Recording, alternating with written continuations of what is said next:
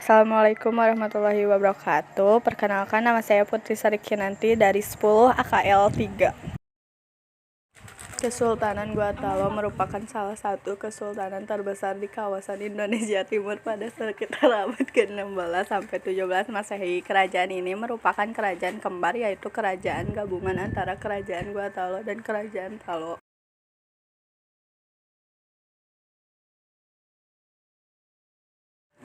Kerajaan ini terletak di daerah Sulawesi Selatan. Secara geografis, Sulawesi Selatan dekat dengan jalur perdagangan Nusantara sehingga menjadi pusat persinggahan para pedagang.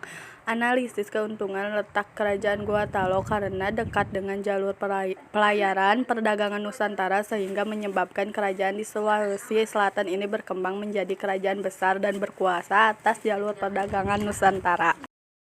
Gua Talo semula adalah satu kerajaan, yakni Kerajaan Goa, yang kemudian sempat terpecah menjadi dua dengan hadirnya Kerajaan Talo. Hal itu terjadi pada perjalanan abad ke-15 Masehi usai era kepemimpinan Tonatangka Lopi 1420 sampai 1445. Kerajaan Goa dan Talo bersekutu pada tahun 1528 dan memunculkan Kerajaan Gua Talo atau Kerajaan Makassar. Raja Luwu, Sultan Muhammad, dan Raja Karaeng Matewaya Karaeng Talo masuk Islam pada tahun 1605. Selanjutnya Karaeng Goa dan Majaraudaeng memeluk Islam pada Jumat 9 November 1607 Masehi. Namanya berubah menjadi Sultan Alauddin. Sejak Kerajaan Gua Talo resmi berubah menjadi kerajaan bercorak Islam pada 1650. Kerajaan Goa pada masanya sebelum masuknya Islam dimulai sejak era kepemimpinan penguasa pertama Tumanurung sampai dengan Toni Pasula. Sedangkan pemerintah Gua Talo setelah masuknya Islam dimulai sejak era Mengarai Dareng 1593 sampai 1639 yang melanjutkan kata masuknya pengaruh Islam ke Goa sempat mematik polemik di kalangan etnis Melayu dan Bugis. Kesultanan Goa saat mengajak kerajaan-kerajaan tetangga seperti Bon, Soping, dan Wajo untuk menerima Islam, namun ditolak. Penolakan tersebut menyebabkan Goa menyerang Bon dan menaklukkan. Setelah proses pengislaman ini terciptalah ketentraman di kenangan kerajaan-kerajaan Bugis. Sultan yang pernah berkuasa diantaranya adalah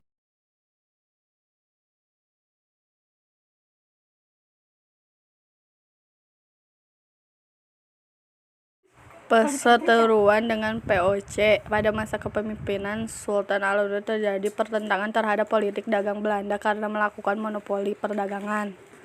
Pertentangan terhadap VOC pada 1634, VOC memblokir kerajaan Goa tetapi tidak berhasil. Peristiwa perangan terus menjadi antara 1637 sampai 1638.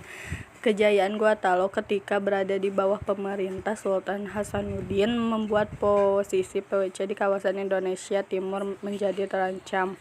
VOC menginginkan hak monopoli perdagangan di kawasan Indonesia Timur dan melakukan blokade terhadap kapal-kapal yang akan berlabuh di Somba Opu untuk menghadapi tindakan VOC yang semena-mena. Sultan Hasanuddin memperkuat pasukan dengan memerintah kerajaan bawahan di Nusa Tenggara untuk mengirimkan prajuritnya. Akhir perlawanan dengan VOC, Sultan Hasanuddin pada awal 1668 membatalkan perjanjian Bongaya yang sebelumnya ditandatangani karena merugikan Gua Talo. Perjanjian Bongaya yang intinya berisi VOC diperbolehkan memonopoli perdagangan di kawasan Indonesia Timur. Semua orang asing diusir dari Gua Talo kecuali VOC. Gua Talo mengganti biaya kerugian perang. Beberapa wilayah kekuasaan Gua Talo diserahkan kepada VOC. Kemunduran Kesultanan Gua Talo. Pada pertengahan abad ke-19, pergantian sultan mulai dicampuri kepentingan politik Belanda. Belanda mengerahkan pasukan-pasukan secara besar-besaran untuk mengalahkan Sultan Amir Hamzah. Pasukan Sultan Amir Hamzah berhasil ditaklukkan. Nasib Sultan Amir Hamzah telah tidak diketahui. Belanda berkuasa sepenuhnya atas Kesultanan Makassar.